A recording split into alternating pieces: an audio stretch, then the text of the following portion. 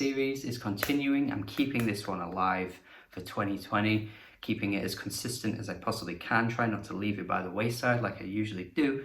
And this time, for this episode, we are looking at Perfume Genius's debut album, Learning. The 10-year span of his career and looking at where he started with this album and looking at him this year with his latest album is kind of weird, because although yes, there are qualities that still linger throughout his discography, his voice has always remained the same, that fragile, whimpering tone that just breaks through in a really, really unique fashion that just makes it instantaneously recognizable for me. That has never gone away, but just the way he's recording music now, the way he writes his songs, the just general aesthetic is way, way different. And yet, even 10 years later, I'm looking at this album now, and especially in recent times, I've grown to realize that this actually is still one of his best. Even after the album that dropped this year, which slightly disappointed me, I still think Learning remains to be an amazing album. It's incredibly lo-fi, it's incredibly frail around the edges, it almost feels like you could just poke it at any point and it's all going to fall apart.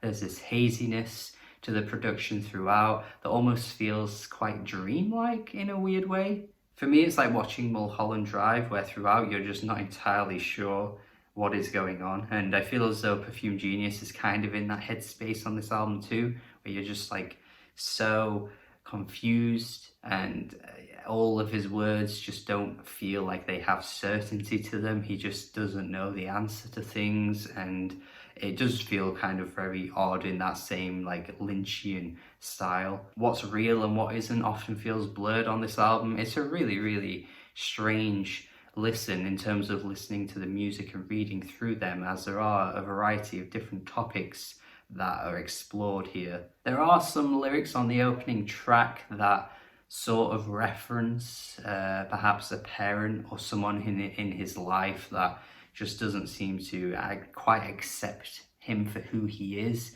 Although the lyrics are very brief and you don't really get a huge amount of detail, so you're not entirely sure, like I've already said, where exactly Mike is coming from or how he's approaching this topic, and that happens honestly throughout the album. You can sort of interpret some lyrics on some tracks in one way, and then you can look at it at a completely different angle and view it from a very different standpoint, in the same way that you can, I think, mostly with the track Mr. Peterson. And Mike has even said in interviews like, you shouldn't take these lyrics literally, but when you do look at the lyrics, you do kind of have to question exactly what the story he's telling here. It's once again this very heartbreaking piece about how a teacher of his ended up committing suicide, but beyond that and looking into the finer details, you start to question what his relationship with this teacher actually was, as he sort of briefly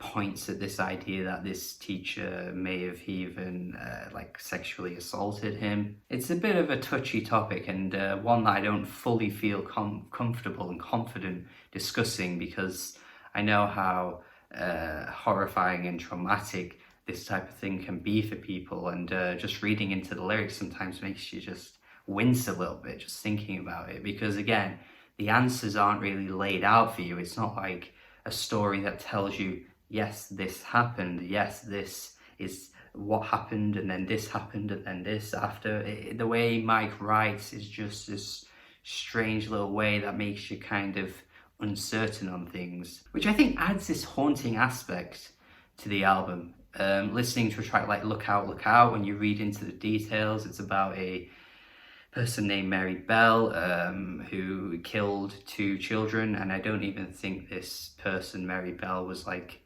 barely 10 years old or 11 years old or something like that. And it's a very haunting story. It's very much in the way that you'd expect Shushu to write a track. It's very much in that same style, just coming at a story in a really weird angle, explaining some of the depictions and some strange lyrics being thrown out. It's very much Jamie Stewart. I mean, I think Perfume Genius probably cites Shushu as some kind of influence in some places, because this track definitely lingers in that same way that a Shushu song would. That one incredibly depressing line that I had to really read again, honestly, because it was so strange to see and listen to. Mike says he will not be missed. He didn't have a family to begin with. And at first I was like, God damn, he didn't have a family to begin with. Why would you say that? That's just so disturbing. But then when you look into it, the person, Mary Bell, said this. This is what they said. They said that, yeah, you know, they don't have a family, so it's not like he's going to be missed, which is just so sick. So sick. Going back to Mr. Peterson as well, that confusion comes back that I was mentioning, that uncertainty with the final lyrics where he says, you know, is he going to be like up above resting in peace, or is he going to be down below? And that again adds to the idea that you just don't really fully know the story, and it just leaves this weird ugh about it because you just don't know the answers, and it's almost like Perfume Genius is too scared to fully open up, which you totally would understand why. He uses the instrumentals on this album to consume him as well, which again adds to the atmosphere because often his voice is kind of just distant in the background while the instrumentals are flooding through. The way Perry morphs into this haunting cacophony at the end too is incredibly harrowing, but it also is a beautiful moment on the album, I think. One of the better examples, I think, of how the lo-fi aesthetic works in the album's favor has got to be No Problem, where you can't even make out what Mike is even saying on this track, but it sounds so beautiful. It sounds like a Sigur Rós song, to be honest, or a Jonsi solo track, which is typically what I tend to prefer out of Jonsi's music anyway, more of his solo stuff. But the piano playing across this album is so damn on point. It does sound rough around the edges, so I feel as though looking where he went, you know, in later albums, later releases, you can definitely see that these things were tidied up. Even on the following album, which came 2 years later, a lot of these things were absolutely tidied up. But I think just the atmosphere that this conjures up is really, really impressive. And of course, he's always been such a strong writer too, so to add to that with these lyrics does make you think, does make you ponder on things too. The album closes off in a really, really strange way too, with that final track, where initially you think the song might be about God, but then it really reveals itself to be something else by the end. Where he says to begin with, it's all part of his plan, it's all in his hands, which is often something that you would say about God, God's plan, it's all in his hands, he decides everything. But then by the end of the song, he mentions a basement, and then he mentions lyrics as well about how he never asked for it. God damn, just it makes you really think what this song is truly about. And it's scary too. It's an incredibly depressing album, honestly. The way I'm talking about this is making me realize how sad this album is. Like, it truly is just not really going to be for everyone. Like, you're going to probably gravitate more towards some of his other works that's a little bit more upbeat, tracks like On the Floor, or some songs from No Shape, of course. These are much more upbeat in tone, and they're tidied up from a production standpoint too.